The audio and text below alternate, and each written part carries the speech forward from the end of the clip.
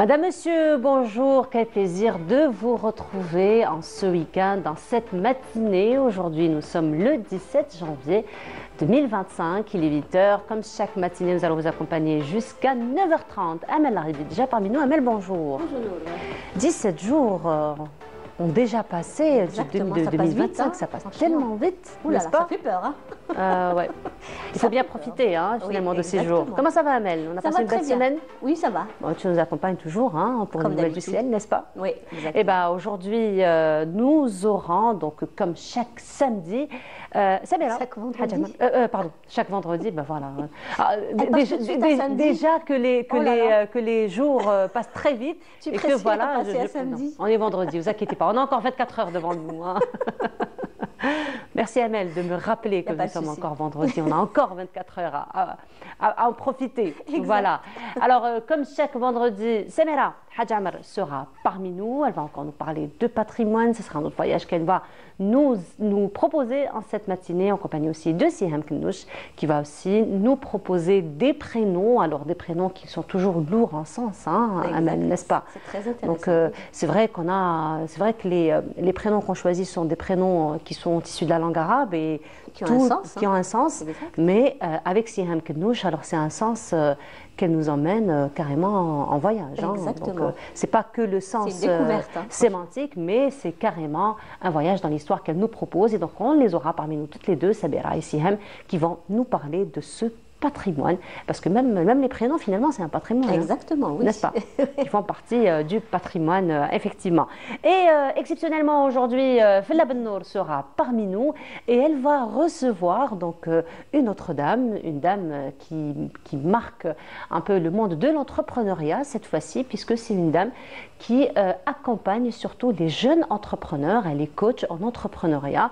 Alors, c'est très à la mode, l'entrepreneuriat, n'est-ce pas? Oui. Surtout qu'il y a beaucoup de dispositifs gouvernementaux d'aide justement aux investissements et aussi donc pour l'entrepreneuriat et pour donc lancer ses propres affaires. Et donc, son invité, Afel Bennour, ce matin, va nous parler de ce coaching et aussi de l'entrepreneuriat et l'accompagnement aussi entrepreneurial. Et aussi, comme chaque vendredi, Docteur Fathi Ben Achnoui sera parmi nous ce matin et cette fois-ci il va nous parler, on va dire la maladie du siècle ou les douleurs du siècle, les douleurs rhumatismales. Oui, surtout en ce moment, quand il fait froid. Ça va, tu n'en connais pas? Non, pour le moment, pas encore. Alhamdoulilah. Pas encore. Pourquoi tu t'y attends? Bah oui. Tu t'y attends? Ben non. Oui, tu vas voir que Docteur Fathi Ben Achnoui va nous parler de prévention. D'accord. Et surtout comment prévenir toutes ces douleurs rhumatismales. Aujourd'hui, on parle beaucoup de santé préventive. Oui, c'est très important. Oui. Voilà. Donc il faut suivre Docteur Fathi Ben Achnoui dans un Je vais le suivre à la régie. Voilà. Comme ça, on va éviter un peu d'avoir les douleurs rhumatismales. Surtout. Voilà. Et aujourd'hui, donc nous allons aussi ouvrir une page histoire et nous allons revenir sur un autre épisode noir. On va dire, c'est une grosse tache noire, encore une fois, dans l'histoire ou dans la révolution algérienne. Alors à partir de 1960, il y a eu donc, les essais nucléaires dont les retombées, nous les vivons dans la région donc, de Ergen jusqu'à nos jours et même, selon les scientifiques, plusieurs millions d'années à venir. Donc les retombées seront toujours là. Et justement, nous allons revenir sur cet épisode noir, encore une fois, de la colonisation française. Voilà donc pour le programme de cette matinée. Sinon, les nouvelles du ciel? Elles sont très bonnes. Elles sont très bonnes. Donc on continue sur l'avancée de la semaine? Inch'Allah. Très bien. Alors on aura plus de détails juste après cela.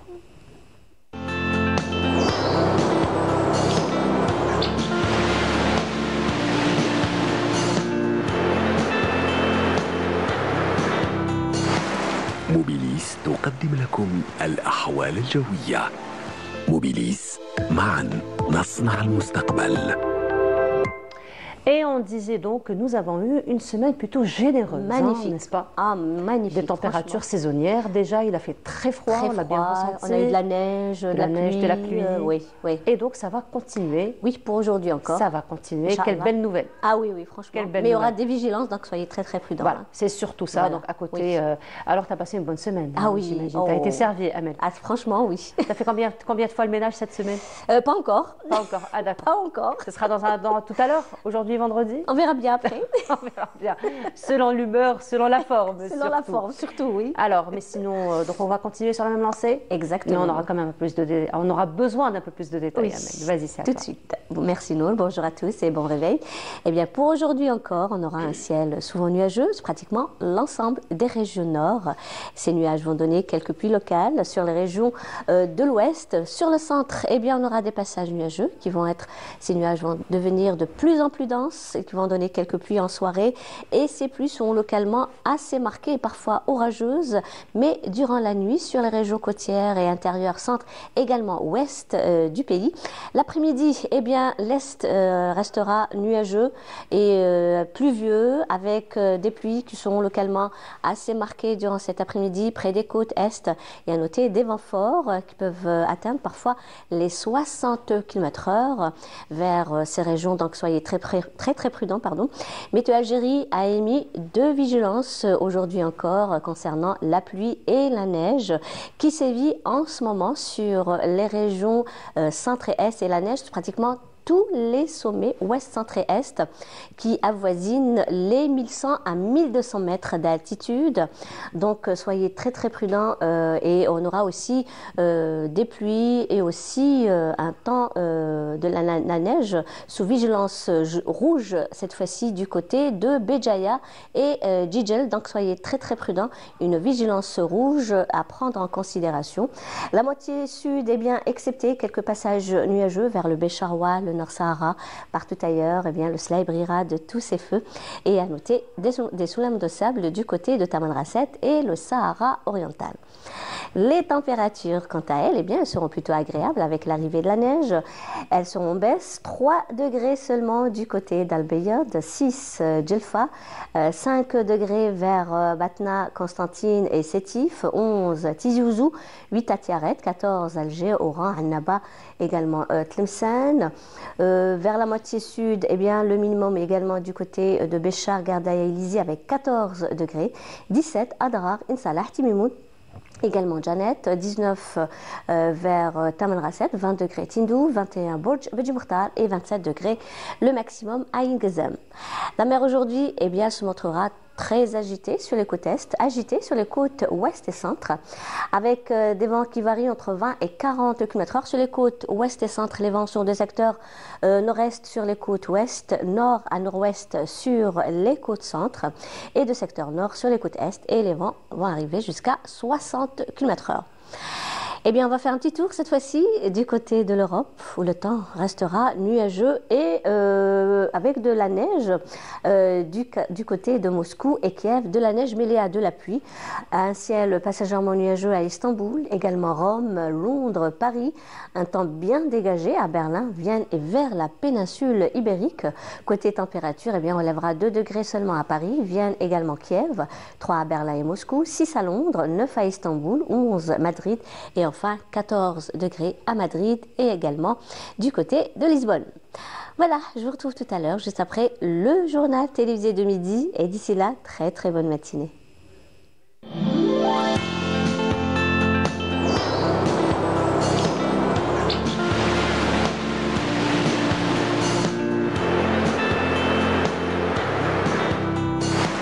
موبيليس قدمت لكم الأحوال الجوية. موبيليس معا نصنع المستقبل. Et voilà, donc on retient des températures basses et surtout vigilance. Et il y aura 2 vigilances aujourd'hui, neige et pluie. Voilà, il faut faire très attention. Surtout la vigilance rouge en ce moment à Béjaïa et Djidjel. Voilà, particulièrement pour les personnes qui font la route. Exactement, surtout ça, oui. Donc soyez très prudents. Inch'Allah. Voilà, en tout cas, merci beaucoup Amel pour ces bonnes nouvelles. C'est moi. Ça va continuer. D'autres nouvelles. Inch'Allah, d'autres nouvelles. Donc on te retrouvera après Journal télévisé du midi, après celui de 19h, justement pour d'autres nouvelles du ciel. Exact. Merci beaucoup Amel. Allez, à tout à l'heure. Et on continue, cette fois-ci, ça va être chanson honneur au peuple palestinien qui a fait donc une grande résistance, qui a résisté durant plus de 400 jours. Et c'est donc une chanson en leur honneur et on se retrouve juste après.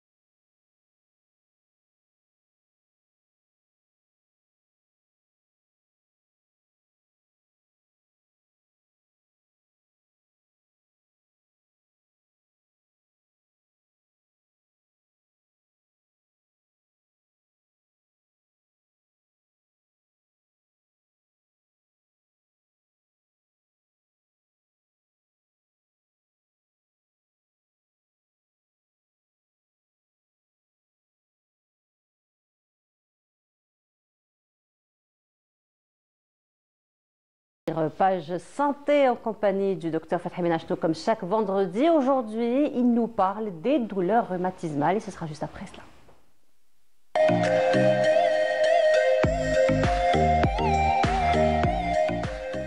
Bonjour docteur. Bonjour, Sabah al-Khair. Sabah al-Anwar. Comment ça va docteur? Harkoum Mabrouk. Ça va. Magnifique. Ça va? Mais remarquez, ça va vite la semaine. Hein?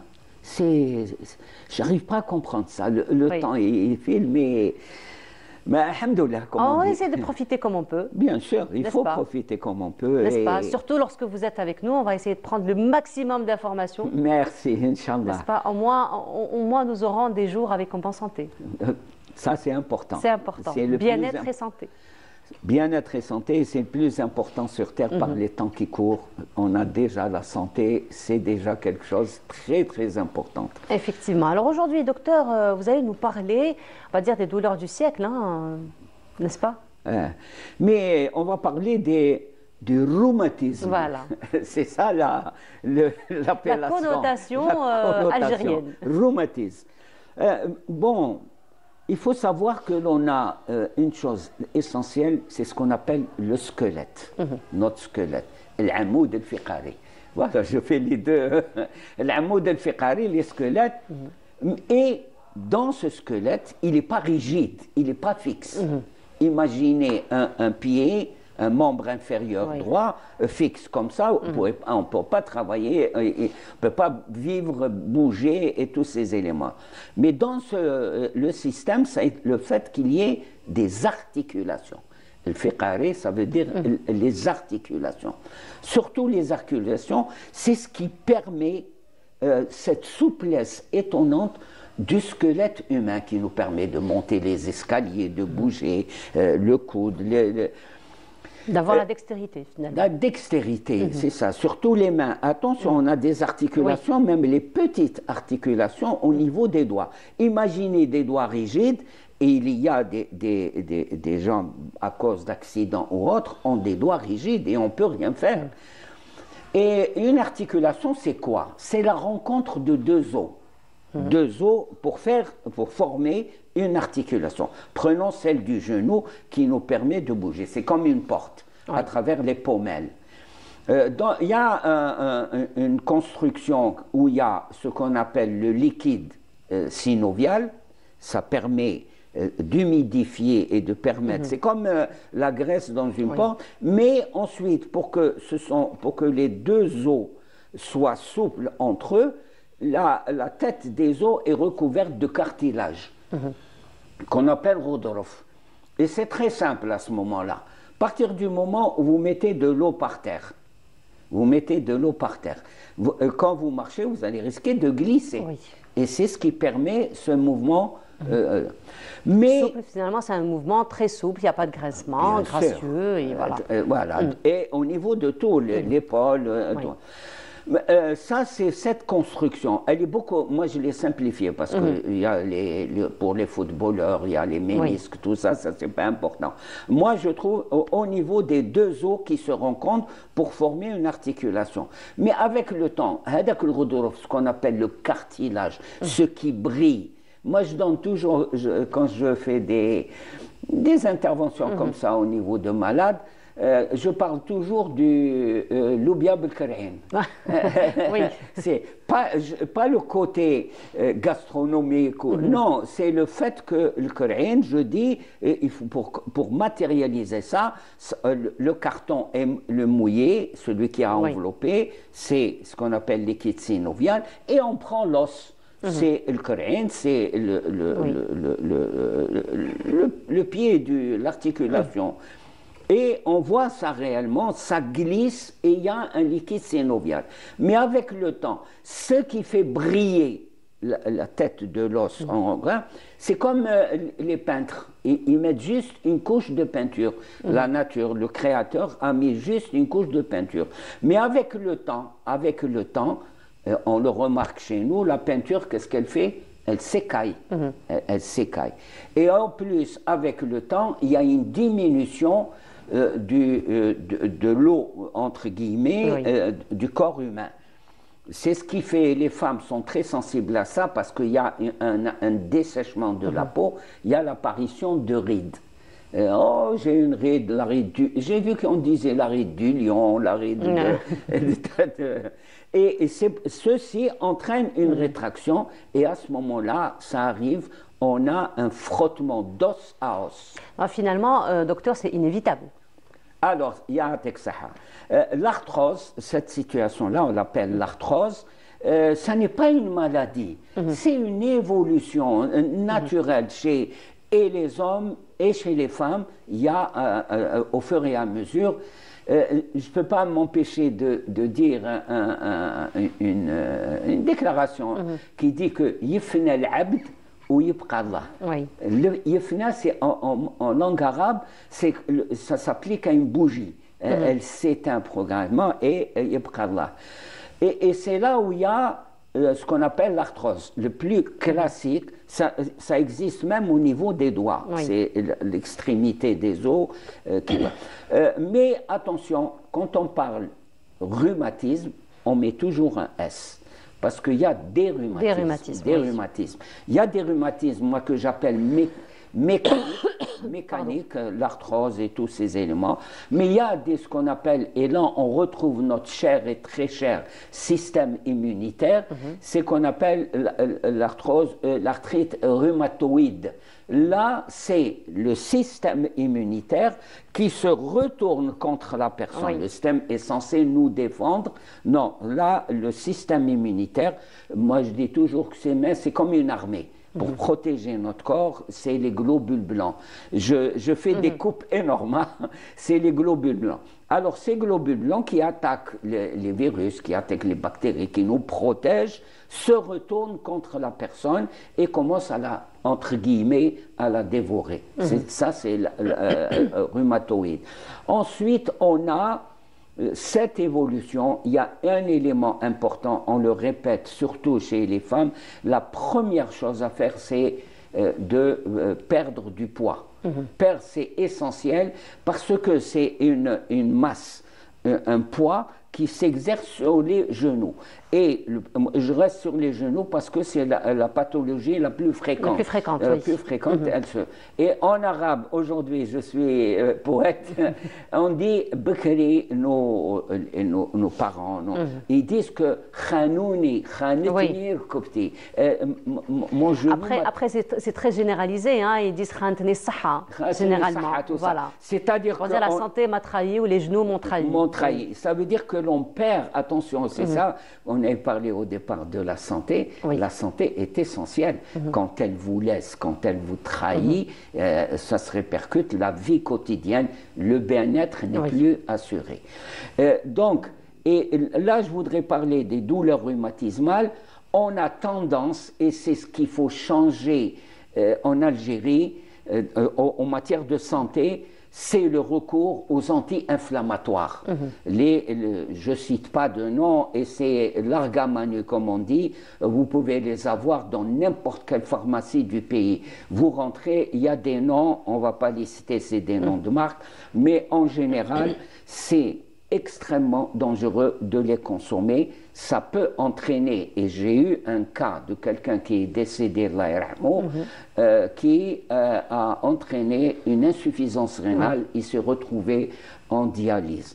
Donc, plus important, et nous avons un fleuron en Algérie qui est le centre de thalassothérapie, qui dépend qui est un établissement public et qui a un grand succès. Je crois que ce qui est important, c'est de faire de la rééducation. Il y a maintenant beaucoup de techniques. On fait des infrarouges, on fait beaucoup d'ampèremètres, tous ces éléments-là, et les choses évoluent. Et il y a un élément qu'il faut donner aux téléspectateurs qui ont des douleurs rhumatismales, c'est de marcher. Sauf lorsqu'on a une douleur atroce, il faut prendre certains médicaments. Mais couramment, il faut marcher. Mais sinon, docteur, ce sont des douleurs qu'on ressent plus en temps de froid qu'en temps de chaleur. Oui, notre corps, ça c'est très important. On est l'être humain sur Terre. Il vit dans un milieu, dans un environnement. Et on a des échanges avec notre environnement. Et c'est ce qui fait mal à l'os. Le froid, notre os absorbe le foie, ça c'est tout à fait. Au niveau des mains, nos mains sont, lorsqu'elles ne sont pas gelées, les articulations sont bloquées. Donc c'est parce que le froid est... Là nous avons une image très expressive, docteur. Oui, voilà, ça c'est un stade avancé, on appelle un coup de vent. Un coup de vent, au lieu que les doigts soient droits, c'est comme s'il y avait un vent qui pousse l'ensemble de la main vers la gauche. Ça c'est très... Il ne faut pas laisser évoluer jusqu'à ce stade. Là, on peut faire ce qu'on appelle de la rééducation. La rééducation est essentielle et nous avons le centre de Thalasso où il y a de la kiné. Attention, les rebooteurs, moi ce que j'appelle les rebooteurs, on a des adresses, c'est celui-là ou celui-là, des rebooteurs qui vous proposent des mixtures ou je ne sais pas trop quoi. Je crois qu'il faut éviter ça. Et régulièrement, à partir du moment où on commence à sentir une douleur à une articulation, il faut aller voir. Justement, docteur, par rapport à commencer à sentir toutes ces douleurs, alors c'est vrai que les douleurs rhumatismales, il y a quelques années en arrière, c'était on va dire, une situation qu'on connaissait plus chez les personnes âgées, mais qui se rajeunit comme toute autre pathologie, malheureusement. Et alors, revenant donc à la rééducation, par exemple, est-ce qu'on peut la faire à tout âge ou elle est conseillée à des âges particuliers? Ça, c'est important. D'une façon globale, et ça, il faut s'adresser aux jeunes hommes et aux jeunes filles. Le curseur des maladies, parce qu'après on disait rhumatisme, c'est chez les personnes âgées et tout ça. Non, le curseur descend. Comme pas mal de pathologies, l'hypertension, le diabète, voilà, c'est tous ces éléments-là. Pourquoi? Parce que le mode de vie, notre mode de vie, le mode de vie c'est quoi? C'est pas une expression littéraire, un truc comme ça, c'est la quotidienneté, notre façon de manger, notre façon de consommer des boissons sucrées. Tous ces éléments-là, il y a une atteinte du corps et des fonctionnalités du corps. Donc là, c'est très important. Et ce qu'il faut dire, il ne faut pas être pessimiste, dans le sens où dit, quand est-ce qu'on va commencer à avoir mal ou tout ça? Non, il faut se préparer en ayant une activité physique. Attention, il y a des sportifs. Le sport c'est autre chose. En Algérie, on a une confusion. Le sport, c'est un système, un entraînement qui portera atteinte au corps. Attention, le sport pratiqué, surtout le sport professionnel, ça portera atteinte. Regardez les footballeurs, les histoires de ménisques et toutes ces choses-là. Non, ce qu'il faut dire, il faut éviter l'obésité qui est un excès de poids, il faut marcher. Il faut changer son mode de vie et solliciter réellement le corps. Je ne dis pas d'aller tous les jours faire 3 fois le tour du stade du 5 juillet, mais il y a une technique par exemple. Le lieu de travail. Le stationnement. Dans la voiture, on veut aller dans le bureau avec la voiture. Non, il est conseillé de rester, et même le métro, d'être 3 ou 4 stations de métro et de venir à pied. C'est ce qu'on conseille, il faut. Ensuite, ne pas se forcer. La pire des choses, c'est la pire torture des articulations, c'est soit il n'y a rien, soit il y a un tout où on se force à faire du vélo, à marcher, à tous ces éléments-là. Je crois qu'il faut connaître son corps et prendre soin de son corps. C'est pas mon corps, je vais le punir de par mon comportement. Et là, attention, les salles de sport, il ne faut pas aller faire du culturisme, tout ça. Il y a une notion de culpabilité. Vous savez, il n'y a pas comme les feignants quand ils se réveillent. Et ça, c'est là où il faut prendre de cette structure, de cette architecture, et ensuite ne pas tout de suite se jeter sur les anti-inflammatoires. S'il vous plaît, faites attention, c'est dangereux les anti-inflammatoires. La façon dont ils sont consommés en Algérie, je crois, il y a aussi également les corticoïdes, il y a tous ces éléments. Non, je crois qu'il faut connaître son corps, prendre soin de son corps, et le corps est fait pour bouger, pas pour rester maison. voiture, bureau, bureau. Regardez les... C'est inévitable. Oui. C'est inévitable une arthrose. Mais on peut retarder, donc en ayant les... Arriver en bonne santé à une mauvaise santé, à des difficultés. C'est tout. Et c'est l'exemple même typique de l'exemple lorsqu'on a torturé son corps. Et là, à ce moment-là, il faut faire attention aussi. Nous, très souvent, on marche dans la rue, à côté d'une boulangerie, on voit un camion rempli de sacs de farine que l'on descend sans aucune protection. Mais moi, quand je vois ça, je dis il va avoir de gros problèmes au niveau de mal du dos. Et ne pas rester trop longtemps. On dit j'ai mal au dos. Ne pas rester trop longtemps assis. Il faut marcher. Je reviens toujours au même. C'est un corps. C'est une machine, merveilleuse machine, dont il faut s'occuper. C'est comme une porte. Donc toujours avec les bons gestes, docteur, on rappelle, pas de sédentarité surtout. Pas de fauteuil, surtout les fauteuils. De temps en temps, quand même. Non, c'est pas du tout. Voilà. Mais rester dans un fauteuil et surtout voir la literie, les matelas où on dort. Il faut dormir toujours sur un plan dur. Pas dur, pas comme dans une cellule, non. Mais un plan dur, ça c'est important. Là où, quand on s'enfonce dans un matelas, surtout les couples, il y a toujours des deux côtés. Là, je crois que régulièrement, et s'il vous plaît, il faut apporter... On termine sur ça, docteur. Oui, s'il vous plaît, il faut apporter et respecter une réglementation. On voit partout de la literie, des matelas, tout ça. Non, ils ne répondent pas aux normes. Je crois qu'il faut un certificat du fabricant qui respecte les normes de fabrication. Encore une fois, mot d'ordre, prévention. Prévention, docteur, donc c'est inévitable. Voilà, donc c'est inévitable, mais on peut retarder quand même l'apparition de ces douleurs rhumatismales juste avec les bons gestes au quotidien. Merci beaucoup, docteur. De rien. Docteur, on se retrouve vendredi prochain. Inch'Allah. Inch'Allah pour une autre... C'est demain vendredi. Oui, c'est demain vendredi. Ça passe tellement vite, effectivement. Merci beaucoup, docteur. On vous dit belle semaine. Voilà.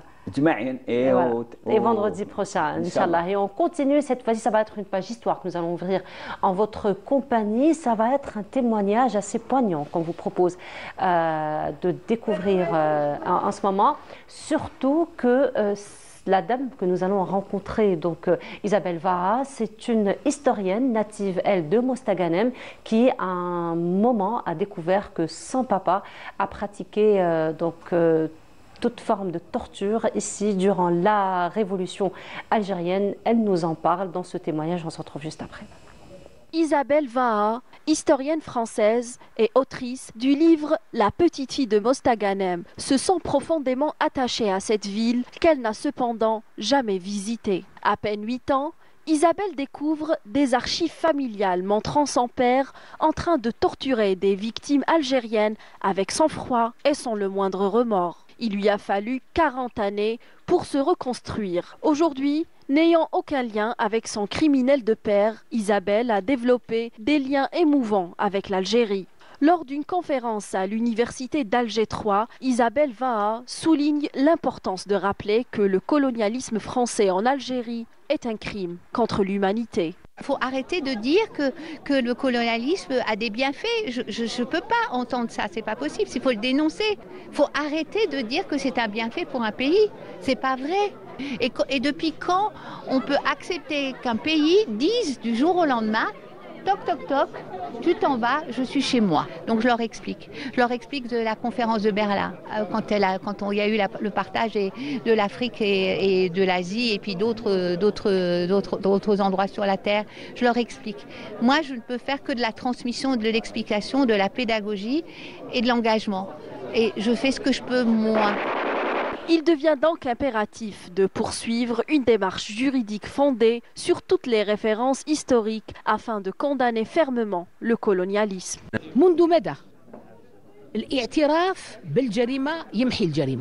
Depuis quand reconnaître le crime efface-t-il le crime? Avouer ses crimes est une autre paire de manches. Cependant, je dispose des moyens nécessaires pour incriminer la France pour crime contre l'humanité. Les illusions d'un passé colonial idéalisé se heurtent à une génération lucide, enracinée et résolue à tourner définitivement la page de toute ingérence.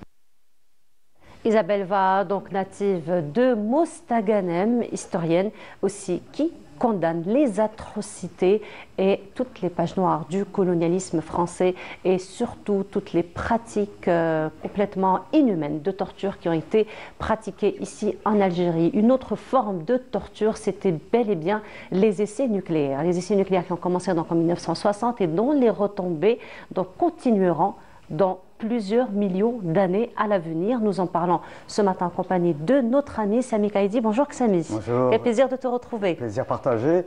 Et c'est vrai que c'est une thématique extrêmement importante. Bon, et toujours d'actualité, et elle sera d'actualité, on le dit, les scientifiques l'ont dit, même voilà. Dans plusieurs millions d'années à venir malheureusement. Tout à fait. Il faut rappeler que le 13 février prochain, nous allons célébrer le triste anniversaire du 65e anniversaire, pas des essais, mais des explosions. Nucléaires.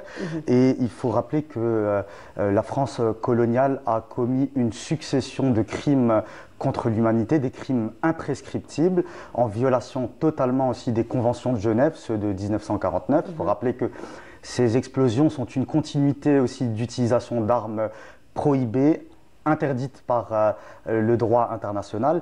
Donc très rapidement, depuis le début des affres du colonialisme et de la colonisation de notre pays, c'est-à-dire un crime contre l'humanité, la France a perpétré, il faut le rappeler, des crimes ignominieux en utilisant finalement des armes prohibées dès 1852 avec ce massacre génocidaire de l'Arouat, oui. Où plus de 75% de la population de cette ville a été rasée par l'utilisation d'armes chimiques. Et puis, quelques années auparavant, il faut rappeler la triste année de 1844 et de 1845, où les enfumades commanditées par le criminel et le tortionnaire Bugeaud, avec ses acolytes Cavignac et Pélissier, ont provoqué la mort de milliers d'Algériens étouffés de façon barbare et sauvage dans des grottes. Alors, non seulement on voulait à tout prix exterminer l'Algérien, mais tout ce que l'Algérien possédait, parce que même les animaux eux-mêmes n'ont pas été épargnés de ces enfumades. Et c'est pour cela qu'on peut parler d'écocide, parce que finalement, il y a eu un génocide contre le peuple algérien, contre son environnement, contre sa nature. Et il faut rappeler que moins de 100 ans après, c'est-à-dire enfin plus de 100 ans après, en 1960, cette série noire génocidaire se poursuit avec ces explosions nucléaires. 57 essais nucléaires, enfin explosions nucléaires en quelques années, dont cette opération de Gerboise Bleue le 13 février 1960. Il faut rappeler que c'est plus de 70 000 tonnes d'explosifs, ce qui équivaut quand même à 5 bombes d'Hiroshima qui ont été explosées sur notre désert. Aujourd'hui encore, la population de Rgen souffre de ces retombées, de ces explosions, de nombreux cancers, de nombreuses malformations, oui. Des cas de femmes stériles et d'hommes stériles aussi, qui sont la conséquence directe de ce crime contre l'humanité qui est imprescriptible, il faut le rappeler aujourd'hui. Et nous sommes en train de découvrir d'ailleurs des images qui sont indescriptibles. Voilà. Et il faut rappeler que la France coloniale a utilisé des cobayes humains, oui.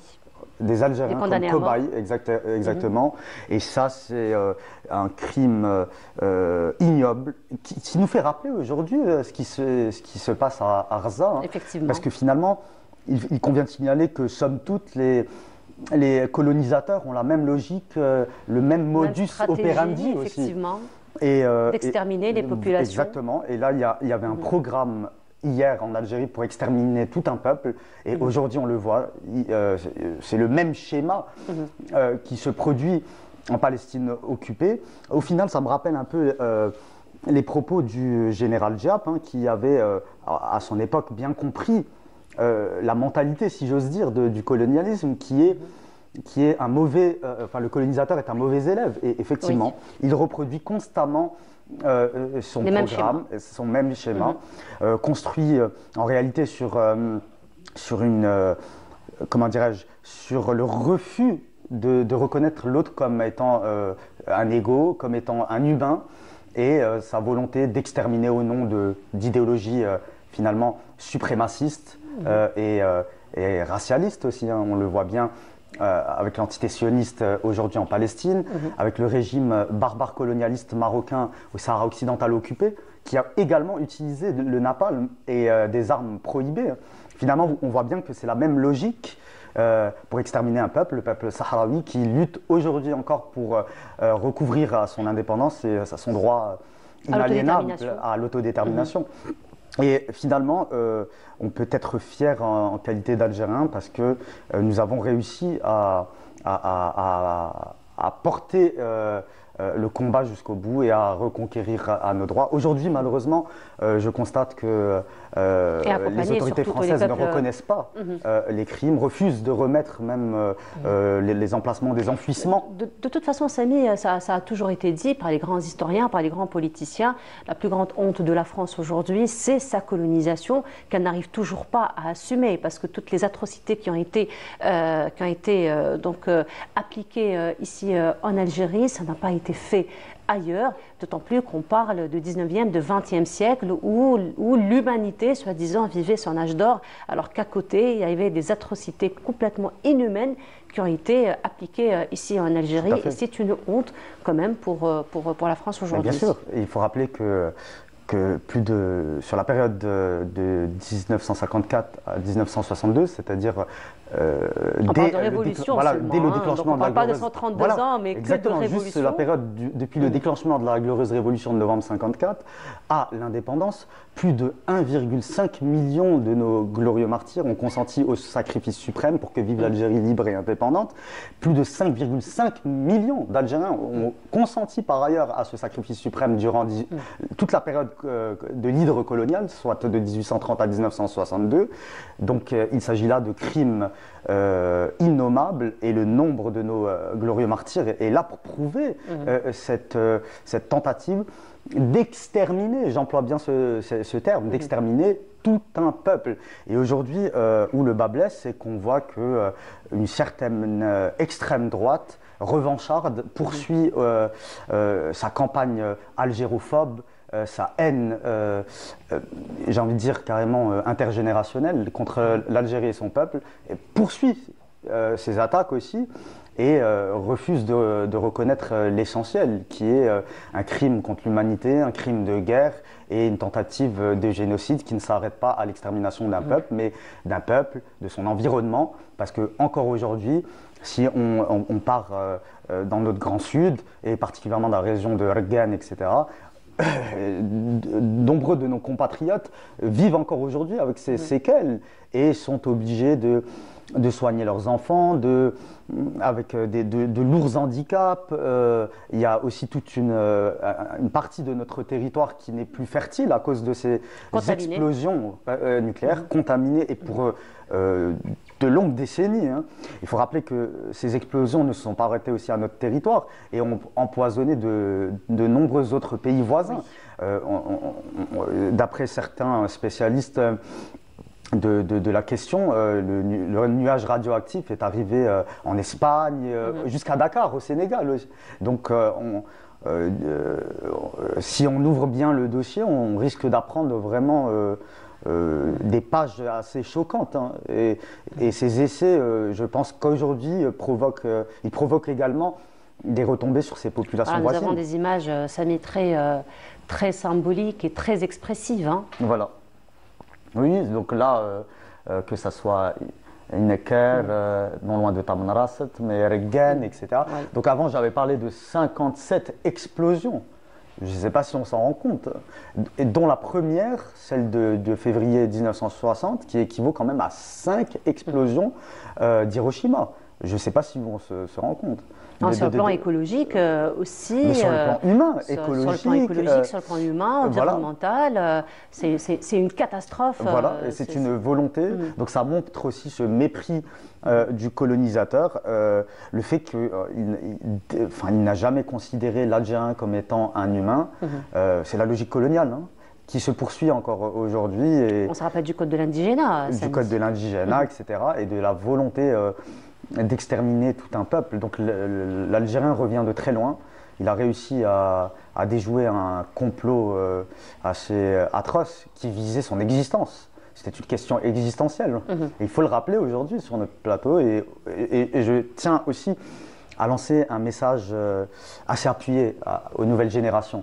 Parce que finalement, ils n'ont peut-être pas connu l'atrocité de ce colonialisme, mais ils ont encore la chance de côtoyer nos aînés, ceux qui ont subi dans leur chair cette dure épreuve, cette atroce épreuve, et finalement on en ressort grandi parce qu'on sait d'où on vient finalement. Et surtout Samy, aujourd'hui il y a des preuves tangibles, donc même si on n'a pas la chance peut-être de côtoyer ces personnes qui ont vécu ces atrocités, mais aujourd'hui à travers le cinéma par exemple, nous avons des images réelles.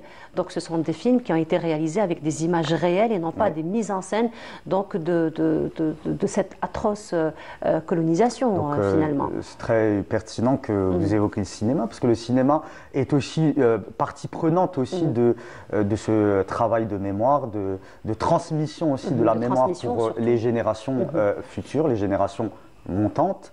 Et effectivement, il faut aussi rappeler un autre élément, quand vous parlez de preuves tangibles, cela démontre que c'est un crime imprescriptible qui peut être poursuivi auprès des tribunaux internationaux et qui n'a pas de prescription. Enfin, c'est pas des crimes prescriptibles dans le temps qui s'arrêtent, je veux dire comme les crimes de droit commun où après 15 ans, 20 ans, le dossier est clos. Non, c'est un dossier qui ne sera jamais clos et qui peut être poursuivi auprès des instances internationales. Effectivement, en tout cas, merci beaucoup Samy d'être revenu sur cet épisode encore une fois noir. N'est-ce pas, de cette colonisation donc, atroce qui a duré quand même 132 ans en Algérie. C'était 132 ans de torture. Nous parlons souvent et beaucoup de la révolution, donc de 54 à 62, mais rappelons que ce sont 132 ans de misère, 132 ans de torture, et de volonté de détruire un peuple, d'exterminer un peuple, pas seulement d'exterminer sa culture mais d'exterminer carrément un peuple, son existence sur Terre, mais finalement l'Algérie libre et indépendante aujourd'hui. L'Algérie a vaincu, elle est aujourd'hui libre et indépendante et elle poursuit sa marche vers le développement, une marche qui s'accélère ces dernières années, et on peut comprendre que finalement certains sont gênés de cette Algérie qui revient en force et qui est un symbole aujourd'hui parce que c'est l'un des derniers pays qui défend avec verve les causes justes et les peuples opprimés. Toujours fidèle à ses principes. Exactement. N'est-ce pas? Merci beaucoup Samy en tout cas d'avoir été parmi nous aujourd'hui, surtout de revenir sur cet épisode noir encore une fois de la colonisation. On te retrouve très bientôt, Inch'Allah. Merci beaucoup Samy. On continue, donc tu as évoqué un petit peu cette idéologie aujourd'hui de la France vis-à-vis de l'Algérie, mais vis-à-vis de toute l'Afrique aussi, pas seulement l'Algérie, mais toutes les colonies françaises de l'époque. Et justement, Amel Bouakba revient sur cette question, dans ce sujet que je vous laisse découvrir. On se retrouve juste après. Française continue de déverser sa haine et de s'acharner sur l'Algérie. Des voix s'élèvent dans le pays pour condamner les dérives des autorités françaises.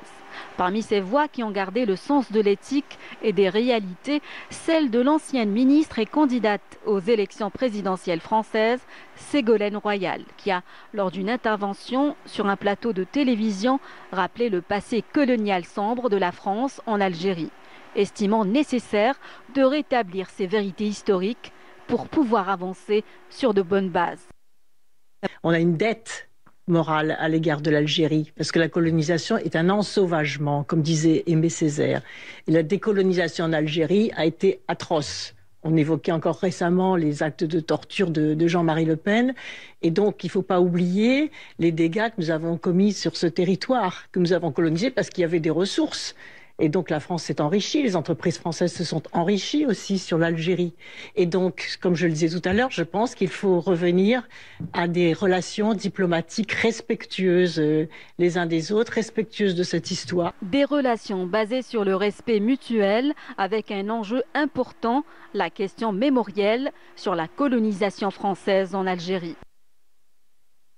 L'aspect mémoriel doit être mis en avant.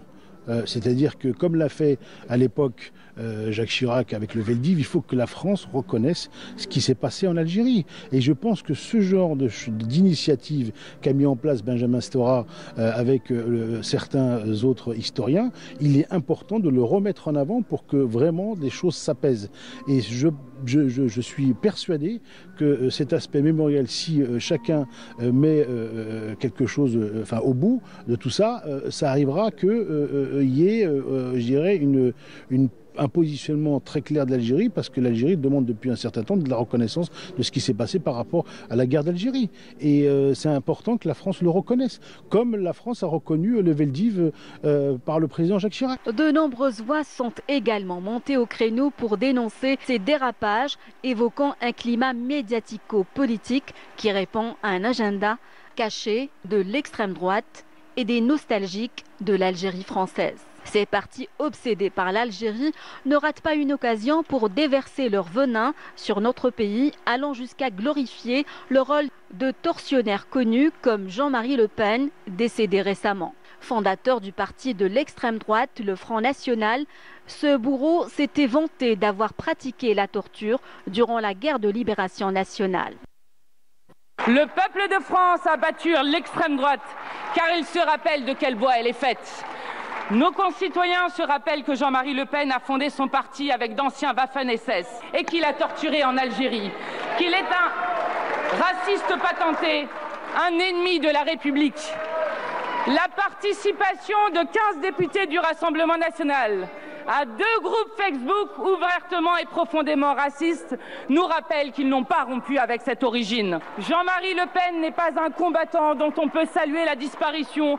Dans les faits, la France, qui se prétend le porte-étendard des droits de l'homme et des libertés, est rattrapée par son passif colonial et les atrocités commises durant 132 ans de colonisation. Des crimes odieux contre l'humanité que la France refuse aujourd'hui encore de reconnaître. Et à présent, nous retrouvons Filla Bennour. Filla, bonjour. Bonjour, Nour. Comment ça va, Filla? Ça va très bien, c'est Gazamkas. Et notre invité de marque aujourd'hui, n'est-ce pas? Nouvelle année, meilleurs vœux. Meilleurs vœux, merci à toi aussi. Beaucoup de belles choses pour cette année. On est notre invité de marque aujourd'hui, Filla? Oui, une invitée de marque. Tu te rappelles, Nour, de l'histoire de l'Algérienne qui a traversé des milliers de kilomètres pour aller à Timimoun et assister aux festivités de Yenaïr? Effectivement, et elle est parmi nous aujourd'hui, n'est-ce pas, Filla, que voilà. Tu reçois dans quelques instants, et ce sera juste après cela. Très bien.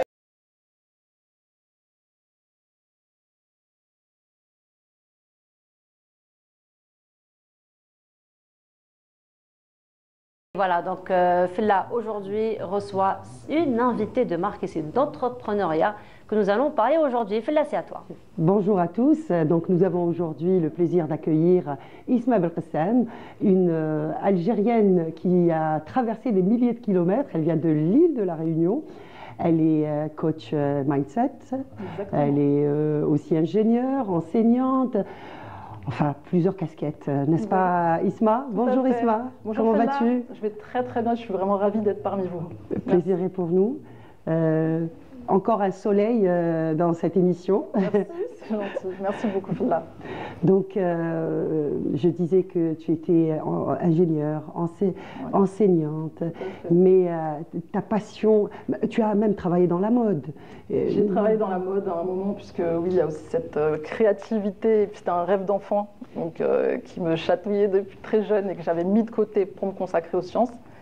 Et puis ça m'a rattrapé un beau jour. Mais la passion depuis maintenant quelques années, c'est le coach mindset. Mindset coach, exactement. Oui. En fait, j'ai eu tout un parcours où finalement je me suis cherchée. On va dire, comme toute personne, on essaye de rendre fiers ses parents.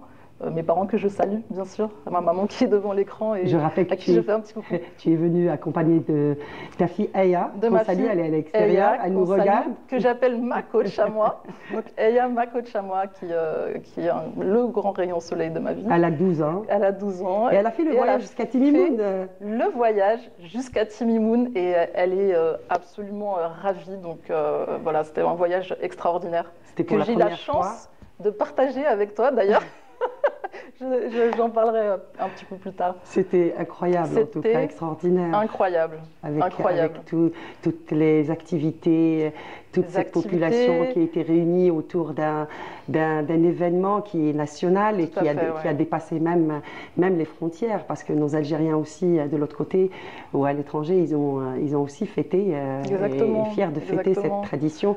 C'est 1975, donc voilà. J'ai appris ça là-bas. Et ça m'a interpellée. C'est même plus ancien que l'année universelle. Exactement, c'est encore plus ancien et je ne savais pas, j'ai découvert ça sur le chemin et en arrivant là-bas et en découvrant les pratiques, les traditions. Et vraiment, j'étais époustouflée. Qu'est-ce que ça t'a fait d'être à Timimoun d'abord? Et qu'est-ce que ça te fait à chaque fois que tu arrives à Alger ou en Algérie? Surtout que c'est pas évident.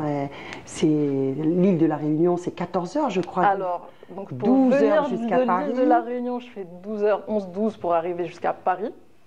Et puis ensuite, je dois venir à Alger. Donc, ce que j'ai fait pour venir à Timimoun, c'est que j'ai fait 16 heures de route. Il faut juste préciser où c'est l'île de la Réunion, du côté de l'océan Indien. Exactement. Donc, pour les téléspectateurs, donc l'île de la Réunion, c'est vrai qu'on confond souvent dans les dom-toms l'île de la Réunion avec la Guadeloupe ou la Martinique. Mais alors là, on est vraiment situé à l'est de l'Afrique. Donc, c'est une toute petite île qui est située à l'est de l'Afrique et qui a 20 minutes de l'île Maurice, par exemple, en avion. En avion. Voilà. Qu'est-ce qui vous a emmené là-bas? Un concours de circonstances, on va dire. L'histoire. Ils sont beaucoup, les Algériens, qui sont installés on n'est pas très nombreux, mais on est très solidaires. Ouais. On est très bien intégrés. La population réunionnaise vraiment nous accueille. Il y a vraiment des liens très très forts entre eux et nous, de par des histoires, des points communs d'histoire, de par une bienveillance et une chaleur naturelle aussi, qu'on retrouve chez eux et qu'on retrouve chez nous, où finalement cette authenticité de nos personnalités, de nos caractères fait que le matching se fait. Les drapeaux de temps en temps? On sort de temps en temps les drapeaux, on mélange tous les drapeaux là-bas. La Réunion, c'est vraiment ça. C'est une île où il y a une communauté, une grande communauté qui sont venues de plusieurs endroits du monde. Et c'est pour ça qu'on appelle ça la Réunion, puisqu'elle réunit plusieurs... pour Iman, j'imagine, pour Iman Khalif, ça a été aussi l'événement là-bas aussi pour tous les Algériens. Exactement, exactement. On était tous vraiment... Donc c'est bien que tu parles d'Iman Khalif, puisque récemment, grâce à ce qu'elle a fait en sport, c'est vrai que ça nous a beaucoup réunis. On a suivi vraiment avec beaucoup d'intérêt ce qu'elle a fait. Et voilà, on ne manque pas une occasion, les Algériens de l'île de la Réunion, de se réunir. Et d'ailleurs, là, il y a le Ramadan qui arrive. Et c'est vraiment tous les week-ends, on se réunit tous les Algériens de l'île pour rompre le jeûne ensemble. On ne peut pas ne pas penser à un artiste qui est enterré à l'île de la Réunion, Cheikh El Hasnaoui. Exactement. Cheikh El Hasnaoui. Qui a vécu à l'île de la Réunion. Qui a terminé sa vie, qui a fait le choix de se retirer pour aller vivre sa vie dans la paix et en totalement incognito. Et oui, il a été enterré là-bas et il a été accueilli par un Réunionnais qui était son ami à la base. Ils se sont vus à 20 ans, rencontrés à 20 ans à Nice. Ils se sont retrouvés là-bas. Il était malade. Il lui a proposé de le rejoindre à La Réunion. Il est parti. Il est resté là-bas. Et finalement, c'est devenu son fils adoptif puisqu'il n'avait pas d'enfant. Donc voilà. Et il l'a pris en charge, il s'est occupé de lui, il l'a soigné. Et finalement, il l'a accompagné jusqu'à ses derniers jours. Et puis voilà. Et j'ai eu la chance de le rencontrer l'an dernier. Et voilà, c'est quelqu'un d'extraordinaire qui essaye de valoriser tout ce qu'a fait le Cheikh El Hasnaoui, qui est aujourd'hui son père adoptif. Donc revenons à ton activité, à ta passion. À ma passion. C'est quoi le mindset C'est quoi le mindset coachy?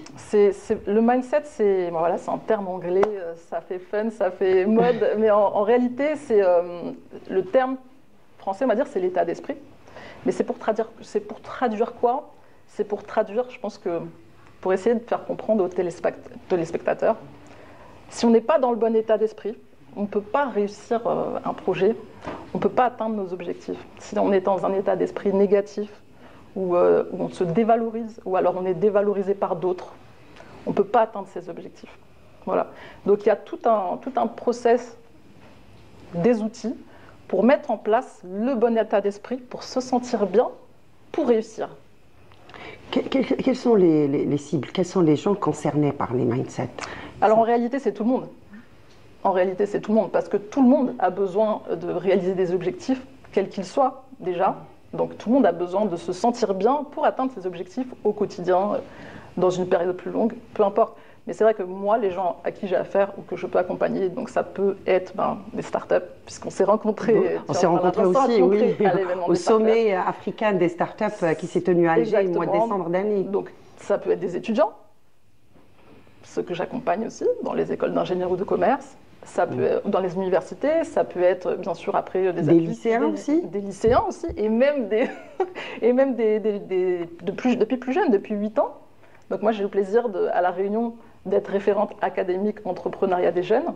Donc on fait un concours d'entrepreneuriat chaque année avec Entreprendre pour apprendre. C'est une association française, mais en réalité c'est international.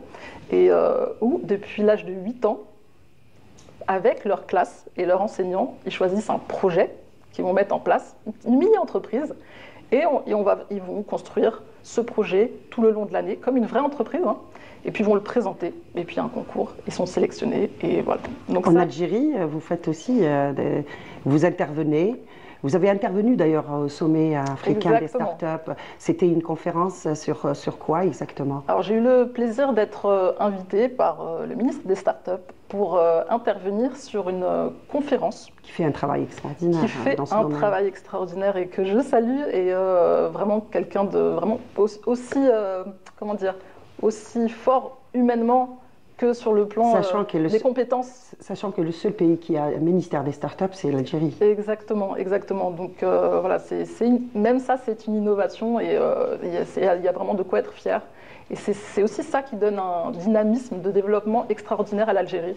C'est le fait de se focuser vraiment sur les startups, le développement de l'entrepreneuriat. Et c'est vrai qu'on le voit, il y a 5 ans, ils ont mis en place plusieurs mesures, et aujourd'hui, on voit qu'il y a beaucoup d'améliorations. Et ça continue, et ça prend de l'ampleur, et il y a beaucoup de partenariats qui sont en train de se mettre en place avec beaucoup de pays, et notamment des pays africains, mais même bien au-delà. Tu interviens, Isma. Exactement. Avec plusieurs entreprises ici en Algérie. Exactement. Pour coacher leur personnel. Exactement. Tu interviens à quel niveau? Alors, donc moi, parmi ce que je peux proposer comme accompagnement, donc ça va être du leadership. Donc de l'accompagnement de dirigeants, donc sur comment avoir la bonne posture, le bon état d'esprit, la communication, qui est très très important, comment communiquer, faire adhérer les personnes, comment inspirer des personnes à suivre, quelle est la vision, comment communiquer sa vision, parce qu'on voit des choses, mais il faut savoir les communiquer aux autres, il faut savoir les transmettre, et ça c'est, voilà, ça s'apprend, il y a des outils. Et puis voilà, c'est pas parce qu'on est un dirigeant qu'on a confiance en soi. Voilà, parfois on gravit les échelons et puis on n'a pas le temps peut-être de travailler sur soi, sur sa personnalité, sur la façon de communiquer avec les autres pour que ce soit efficace. Donc voilà, c'est ce type d'accompagnement. Enseigner l'innovation, c'est quoi exactement? Enseigner l'innovation, donc moi j'enseigne l'innovation principalement à l'Université de La Réunion. Et pour moi, enseigner l'innovation, c'est comment développer la créativité, dans un cadre universitaire, on va dire des jeunes, pour que vraiment ils aient plus de limites et imaginer toutes les solutions possibles et les déclinaisons possibles et futuristes d'un projet. Donc voilà, on part d'un projet qui existe déjà et on imagine, et là vraiment c'est les faire sortir de la boîte, leur apprendre à penser out of the box. Donc c'est ça. Ils apprennent à trouver des déclinaisons, à trouver vraiment, bien sûr il y a des études comparatives, ils font des études sur ce qui se passe à l'étranger, ils s'inspirent et ils essayent de dépasser pour créer leur propre solution, parce qu'il ne s'agit pas de copier, il s'agit vraiment de dépasser, de créer quelque chose d'original. Et c'est ça. Donc on leur transmet cet état d'esprit, de croire en eux déjà qu'ils sont capables d'arriver à ça. Et voilà, donc une fois qu'ils ont confiance en eux et qu'ils arrivent à se dire oui, je suis capable d'imaginer des solutions incroyables. Comment tu trouves la jeunesse algérienne? La jeunesse algérienne, je la trouve particulièrement créative. Particulièrement créative, et ça me touche beaucoup parce que finalement la créativité, aujourd'hui, avec mon âge, je me rends compte que parfois c'est quand on a moins de moyens. Tu es jeune, Isma. Merci, mais on se voit évoluer, on se voit prendre de l'âge aussi. Mais merci, Fla. C'est aussi dans la tête, hein, là, j'en ai d'accord. Ouais. Et ce que je disais, c'est que, voilà, c'est... La jeunesse et l'Algérie aussi, comment elle évolue, tu trouves ça comment? Et c'était de ton point de vue. Moi, l'Algérie, je collabore avec l'Algérie depuis, on va dire, voilà, j'ai des échanges depuis, c'est pas depuis qu'aujourd'hui ça s'est développé. Donc, comme tu l'as mentionné, dans le cadre de mon travail et de mes collaborations dans le cadre du textile, ça fait une quinzaine d'années que déjà je collabore avec l'Algérie. C'est un pays que je connais très bien puisque j'étais... Malgré la distance. Malgré la distance, parce que voilà, j'y tiens beaucoup, puisque voilà, j'étais très proche de ma grand-mère maternelle, Allah yarhamha. Donc voilà, je faisais beaucoup d'allers-retours pour être près d'elle, pour veiller sur elle, surtout à la fin où elle était malade. C'est elle qui t'inspire. Exactement. Elle a une histoire aussi particulière. Elle a une histoire très particulière. C'est une grand-mère qui n'a pas connu son père à cause du communisme. J'ai une grand-mère qui a été orpheline, très jeune et qui a été veuve aussi très jeune.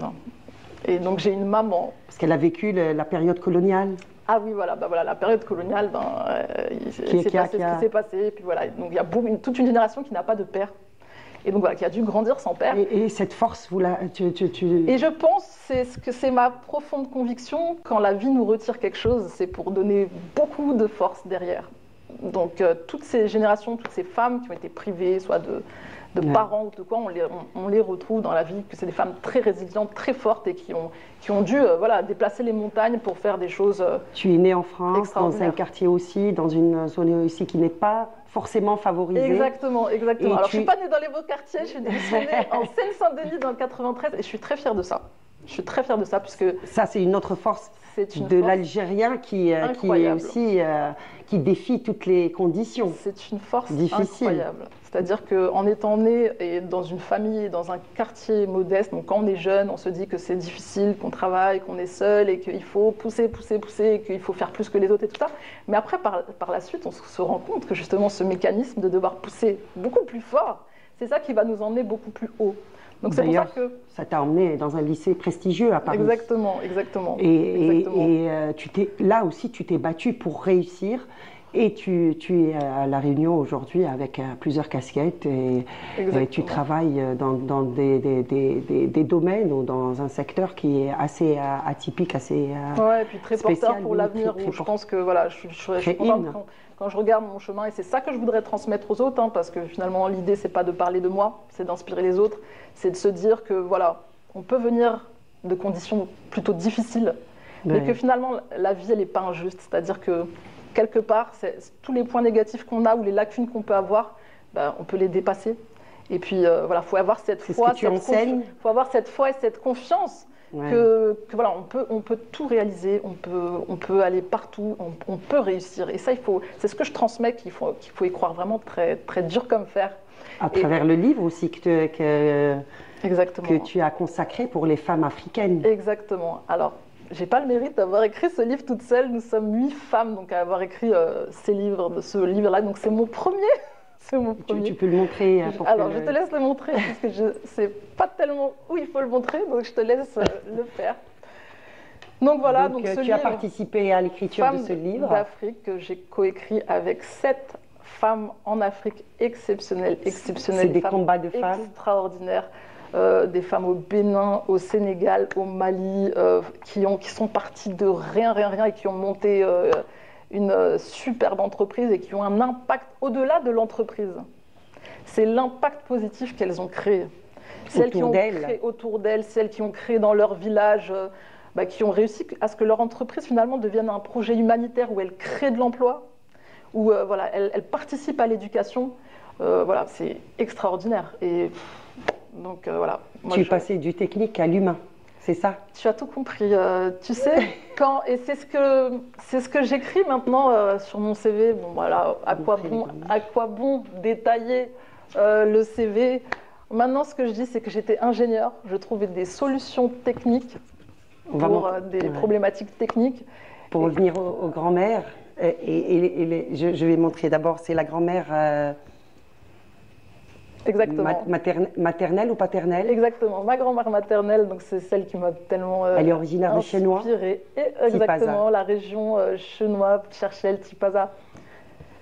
Une sainte, pour résumer. Voilà, tout simplement. Donc c'est là.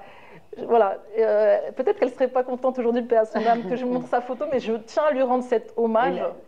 Je vais juste terminer. Oui, donc cette dame qui a perdu, ça c'est quelque chose que je tiens à dire parce que même ses enfants ne le savent pas finalement, que cette femme-là, quand j'avais 5 ans, je l'accompagnais, elle m'emmenait dans la rue, ses enfants ne savaient pas, elle avait juste une petite rente de femme de shahid, très très peu. Hein. Et elle allait en cachette acheter des yaourts, je me rappelle comme si c'était hier. Quand j'avais 5 ans. Hein. Et elle allait déposer à des mendiants en fait, dans la rue. Et elle me disait, il faut donner à ceux qui ne nous voient pas ou qui dorment. Parce qu'elle ne voulait pas qu'on la voie donner. Et même ses enfants ne connaissent pas cette histoire. La pudeur, c'est de la pudeur dans le don. Et ça, j'oublierai jamais. Ça veut dire que ça, au-delà du fait que c'est une femme qui jeûnait toute la nuit de l'année, qui priait beaucoup et voilà, qui m'a inspiré beaucoup sur le côté spirituel, le côté don en fait. Le côté don, le côté générosité, le côté entraide,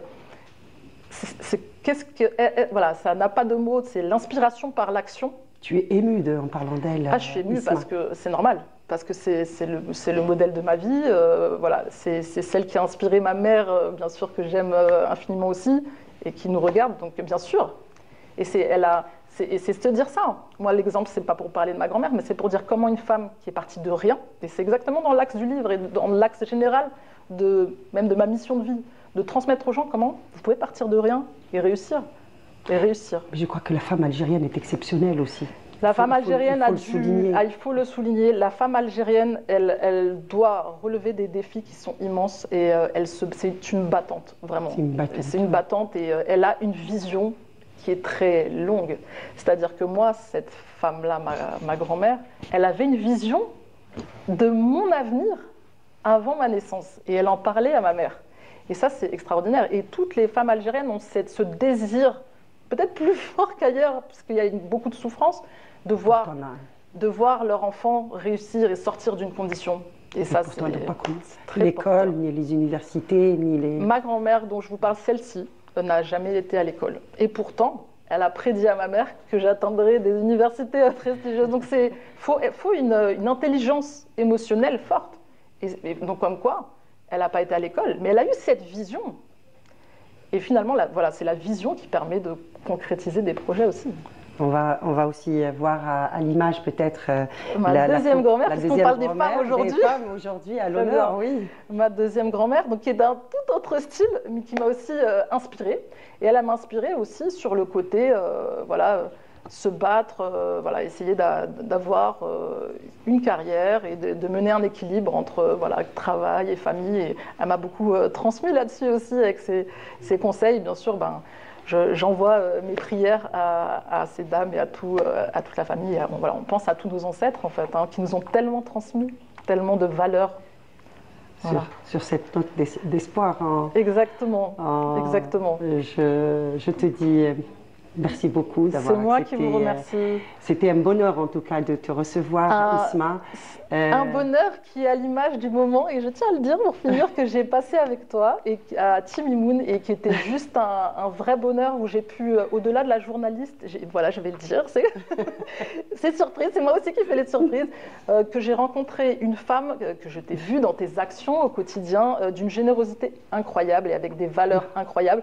Donc voilà, je tenais à rendre hommage aussi à ça. Ça, c'est pas prévu, hein, c'est pas prévu, mais je le fais, et voilà, donc je voulais te remercier pour ça. Et puis pour l'invitation, je remercie Canal Algérie aussi pour ce beau moment d'échange. Et bien sûr, saluer ma famille, bien sûr mes parents, remercier ma famille, mes amis, et voilà, tous ceux que j'aime, et même tous les autres. Voilà. Merci beaucoup, bien, Isma. Merci, vraiment, c'est un bonheur de te recevoir. Bonne année à nos téléspectateurs. Meilleurs vœux. Meilleurs vœux, tout le meilleur. Je te dis à très vite. Domaines. À très bientôt. À très très vite. À très très vite. Exactement. Au revoir. Merci, au revoir, Fla. Merci beaucoup. Là, vous faites des jalouses, hein, les filles. Là, hein. Vous faites des jalouses de beau matin. Hein. En tout cas, merci beaucoup, Isma. Ça a été vraiment un bonheur pour nous, hein, finalement, de partager ce moment en votre compagnie. Bravo pour tout ce que vous faites. Merci pour cette bouffée d'oxygène. Merci, Nour. Merci, Nour. N'est-ce pas, toujours des invités de marque, en tout cas. Demain, on recevra. En tout cas, le sourire. Toujours avec le sourire. Toujours on parle de mindset, hein, n'est-ce pas? On parle de mindset, on parle d'ondes positives, surtout. En tout cas, merci beaucoup. Que l'émission a été présentée exceptionnellement aujourd'hui, Nadjelia Point des Aides, car Isma va prendre l'avion tout à l'heure. Donc voilà. Demain, on recevra le professeur Nourdine Meliki. Et donc, ça va être aussi une Djelia Point des Aides exceptionnelle. Exceptionnelle, effectivement. En tout cas, merci à vous d'avoir été parmi nous ce matin. Isma, on vous dit bon voyage. Merci beaucoup, c'est gentil. Et très belle continuation à tout ce que vous allez entreprendre. Voilà, et on continue, on va se retrouver pour la dernière station de cette matinée. Mais avant cela, Samia Bouarour a rencontré pour nous un brocanteur dans ce reportage et on se retrouve juste après.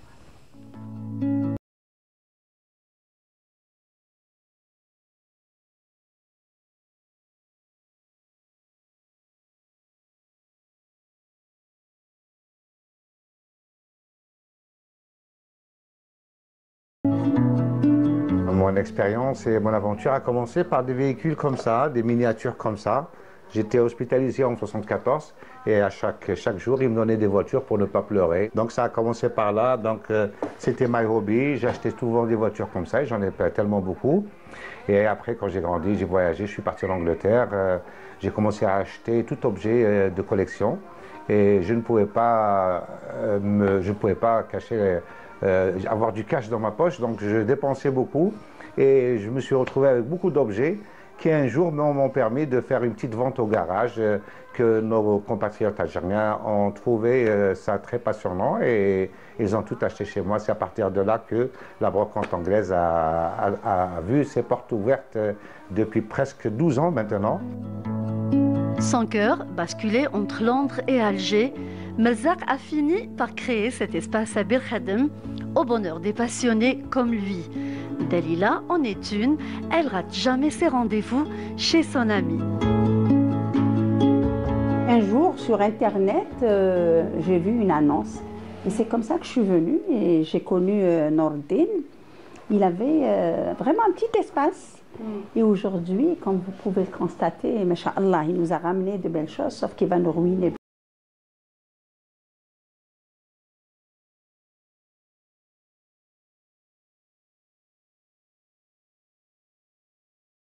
Très souvent ici, et puis avec Nourdine, maintenant c'est une relation amicale. Voilà, vous avez vu, d'une passion, on est dans la passion amicale, parce que quand on aime la même chose, quand on partage cette passion, c'est plus l'argent. Je peux venir, d'ailleurs il m'est arrivé, un lieu où elle déniche les plus bonnes affaires, le cas de cette fois-ci. Ça pour vous, c'est vrai que ça c'est un petit objet, hein, mais pour moi il compte beaucoup, voilà. Il compte parce qu'il a été travaillé voilà, à la main et donc c'est quelque chose. Et plus c'est petit, eh ben, écoutez, bien sûr que je suis contente. Cet amoureux de vieilles pièces offre une panoplie d'articles d'art et des objets de toute époque pour un voyage à travers le temps. Je suis à la recherche des objets rares, uniques.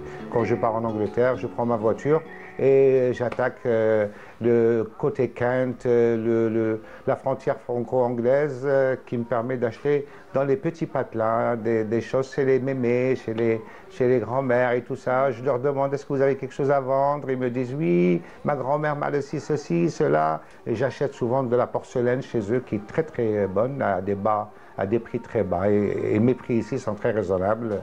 Les gens ils se permettent, voilà.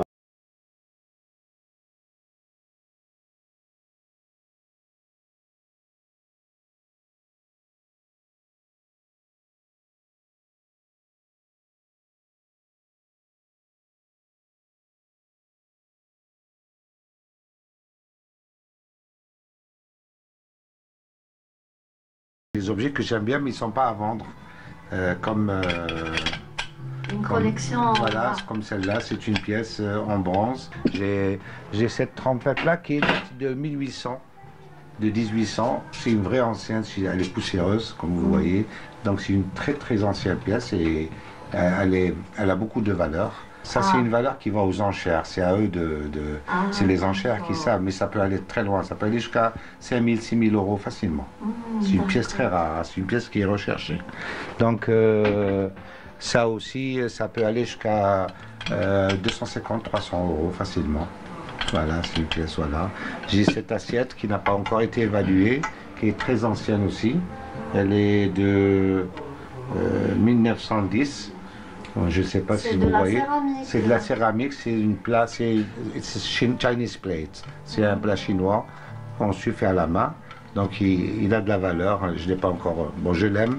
Donc il n'est pas à vendre, il est là. Je vais le prendre quelque part dans le bureau. Je vais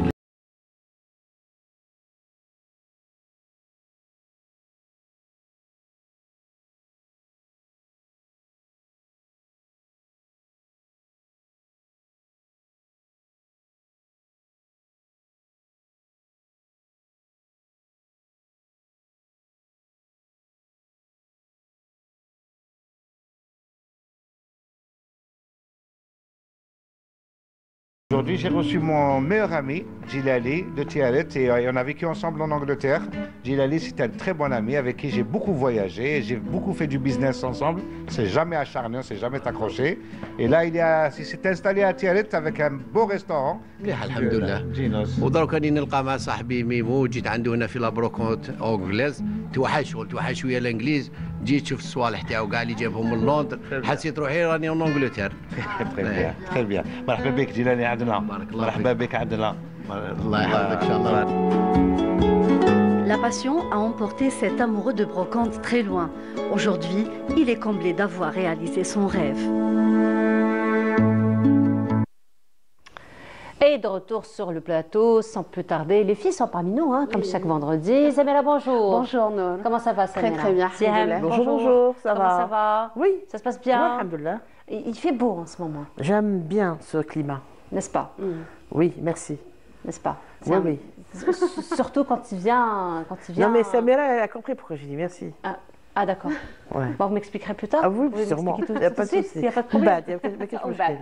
Anna, j'aime, il y a la mer pas très loin, la neige pas très loin, Oui. Sahara pas très loin, on a les 4 saisons. Les 4 saisons, effectivement. C'est Comment comme ça va les filles? Ça se passe très bien? très bien. Très bien. Alors, c'est un hommage que tu as choisi. Oui, aujourd'hui, j'ai de choisi rendre. de parler de Ginette Massip. Donc, on la connaît, Allah yarhamha, elle est morte Il y a pas le si 7 longtemps, janvier exactement. C'est une perte. Pour moi, ce sont des personnes que j'appelle les irremplaçables pour l'Algérie. Pourquoi? Ginette Massip Kadri, hein, on dit son nom de mariée, est une... donc, c'est pas une Algérienne, mais c'est quelqu'un qui a choisi l'Algérie par amour. Donc, c'est une Algérienne. Voilà. Donc, De cœur. de cœur. Elle est originaire du Périgord et elle est venue très très jeune en Algérie. Elle est venue à l'âge de 23 ans. C'était en 1956. Elle est d'abord venue à Tizi Ouzou où elle a enseigné et ensuite elle s'est lancée dans une carrière jusqu'au dernier jour de sa vie. Allah yarhamha. Alors, qui est Ginette Massip? C'est une géologue, c'est une préhistorienne de la Terre. C'est celle qui est capable de regarder la Terre et de nous expliquer ce que c'est dans l'espace et dans le temps et l'évolution et comment l'homme, l'Algérien en particulier, l'Africain en général, s'est adapté, comment il s'est adapté, comment il a évolué. Donc elle a formé aussi des générations de préhistoriens de la Terre, d'archéologues. Ça reste de l'archéologie. C'est celle qui, on va dire, est la spécialiste de l'Afrique, donc de la préhistoire africaine, du Sahara algérien. Elle a été directrice du CNRS en France et surtout, elle a travaillé avec Mouloud Mamri, donc ce qui était avant le CRAP. Aujourd'hui, c'est le Centre national de recherche préhistorique, historique et anthropologique. Elle a été pendant des années, donc de 1970 à 1986, elle a été la directrice de la revue savante, on va dire scientifique, Libica. on en a parlé, le Libica. C'est l'ouvrage, c'est pas un magazine quelconque, c'est une revue scientifique. Voilà, une grosse revue scientifique qui réunit des publications par rapport aux recherches, découvertes, tout ce qui concerne, on va dire, le territoire, mais pas que, parce qu'on a aussi des publications de scientifiques étrangers qui publient, parce que c'est important de publier, hein, pour que le monde scientifique, pour que les gens, les étudiants puissent travailler sur les découvertes, sur les avancées et les études qui sont faites. Alors là, on me dit que tu l'as rencontré dans un reportage. Plusieurs fois. Plusieurs fois. Effectivement, elle reste une référence, surtout dans le monde de la recherche préhistorique. Ça te dit qu'Anaï l'a rencontré dans un petit extrait, là où elle fait une intervention. Donc c'était lors de l'une de tes rencontres. Exactement, un reportage. Juste après. Les différentes raisons pour lesquelles conserver ces formations, du moins les conserver à la vue, est quelque chose d'important. Et c'est en particulier, à mon avis, important pour les jeunes, pour les enfants des écoles, que l'on peut facilement conduire et intéresser par cela, et à partir de là, leur expliquer tout le développement de la vie et l'histoire du monde. Voilà, donc on se rappelle bien du reportage, oui. Hein, donc tu nous resitues probablement. Alors c'est un mur qui se trouve pas très loin de la télévision algérienne, c'est un mur qui contient... on va dire jusqu'à 2 millions d'années d'histoire. Je ne sais pas si elle l'a dit dans cet extrait. On voit des coquillages, des huîtres fossilisées de grande taille et tout. Moi, ça reste un très bon souvenir avec moi. C'est mes premiers temps à la télévision. Et c'est grâce à ce reportage en particulier où j'ai été remarquée et puis recrutée. Donc, ça reste un très très bon souvenir pour moi. Elle était avec Mourad Betrouni, qui était... Oui. Spécialiste du quaternaire et aussi ancien directeur du patrimoine du ministère de la Culture. Je me rappelle aussi que le jour où tu avais fait ce reportage, tu avais reçu sur notre plateau aussi Nordé Saoudi, exactement. Pour revenir sur cette découverte, oui. D'ailleurs. Oui. C'est très triste. Voilà, donc Ginette Thomasip a écrit de nombreux ouvrages. Le Bas-Sahara dans la préhistoire en 1986. Un moment d'émotion, on le comprend, Samira. Hein. Chronologie de la rupestre, et puis l'Algérie des premiers hommes. Il y a aussi la préhistoire du Sahara et de ses abords. Je voudrais dire aussi que Ginette Thomasip était mariée avec Abdrahman Kadri. Lui, il était, aussi, il était éleveur et puis propriétaire de chevaux, de pur sang. Et elle s'est battue pendant des années. Hichem Daou l'a rencontré, il l'a interviewé, notre collègue Hichem Daou. C'est quelqu'un qui s'est battu pour qu'il y ait une protection, conservation du cheval barbe. Parce qu'il est en voie de disparition, mais elle l'a fait aussi par rapport à ses compétences, à son talent, à sa formation. C'est-à-dire que le cheval barbe, c'est quelque chose qui date de la préhistoire, c'est quelque chose qui est gravé dans la roche, dans les gravures rupestres que l'on retrouve du côté de Djelfa. Voilà, c'est tout ça. Ginette Thomasip a apporté beaucoup et elle a eu énormément de reconnaissance de la part des archéologues et des étudiants qui sont exprimés depuis le 7 janvier. Elle reste une référence dans le domaine de la recherche préhistorique. Exactement. Effectivement. Alors, Siham, elle a été emportée. Je suis en train de me dire... Non, mais je suis en train de me dire... Je viens de remarquer que ma collègue a un très grand et un bon don de conteur. Non, mais juste rappelle qu'elle habitait au Télémy et Ginette Thomasip, donc elle a vécu jusqu'à 90 ans, elle a toujours été disponible. Donc elle est passée, même quand elle pouvait pratiquement plus marcher, elle est passée avec Hassan Arab dans une émission l'année dernière. Elle a toujours répondu à toutes les sollicitations des journalistes et des médias pour partager son savoir et son expérience. Jusqu'au dernier souffle, effectivement. Voilà. Siam, on revient à toi. Oui, s'il vous plaît. Voilà, en fait, je vous rappelle la phrase que vous m'avez dit, il fait beau. Oui. Bah, justement, j'ai dit merci. Oui. Alors, l'explication, messieurs, dames, pourquoi j'ai dit merci. Ah ben voilà, je ne vais pas attendre jusqu'à la fin de l'émission. Tout simplement parce que, justement, j'ai envie de vous parler aujourd'hui de ces prénoms qui ont une relation avec le temps, avec la météo et avec notre ciel. Voilà, tout simplement. Donc, vous savez qu'il y a des bébés qui sont nés, il y a des enfants qui sont nés à une période que les habitants ont envie de s'en rappeler, c'est-à-dire que de mémoriser, vous voyez. Et quand il neigeait, et quand il faisait très froid, vous savez, il y a de la neige actuellement qui tombe, il y a un BMS du côté de l'Est algérien, etc.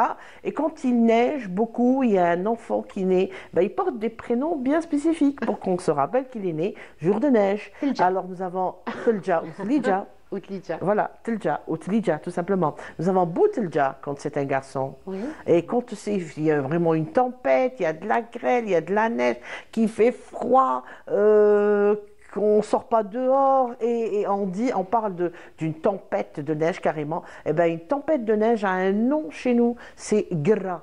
Et celui qui est né pendant ce temps, c'est Bougra. Et Bougra, avant que ce soit un patronyme, c'était un prénom et qui parle d'un enfant qui est né jour de tempête. Bonjour, voilà.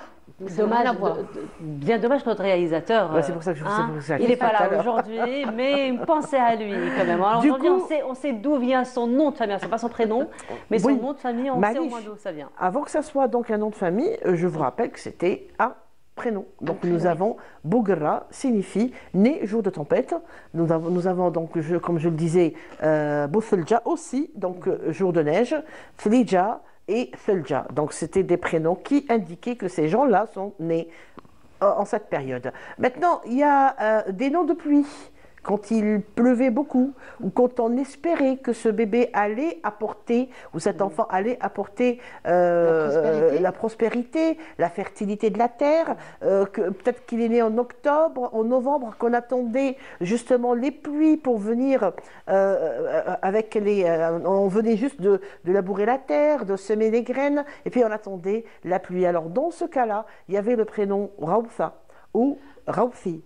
D'accord. Nous avons Raoufi ou Raoufa. À l'ouest, à l'ouest, j'allais dire, à l'ouest, je l'entends beaucoup, le Raoufi. Tout à fait, tout à fait. Donc nous avons le Raoufi et le Raoufa. Nous avons aussi, qui est très rare, Rita ou Rissa. Bon, il y a un petit peu latinisé, on dit Gouta, Gita, mais il n'y a pas de Gouta et de Gita, c'est Routha et Ritha. Et là, c'est pluie qu'on attend.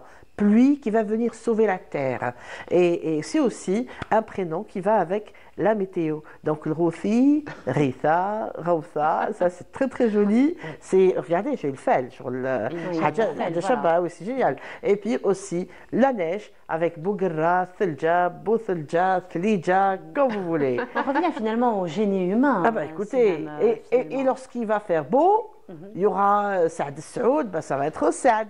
Après, ça va être Rabi', n'est-ce pas? Et tout ça, hein, vous savez, c'est des gens qui vont avec la météo. Et c'est comme ça que ça se passe. Voilà. Bon, c'est des calendriers. C'est des calendriers ambulants. C'est des calendriers ambulants. Ben, il n'y avait pas d'état civil.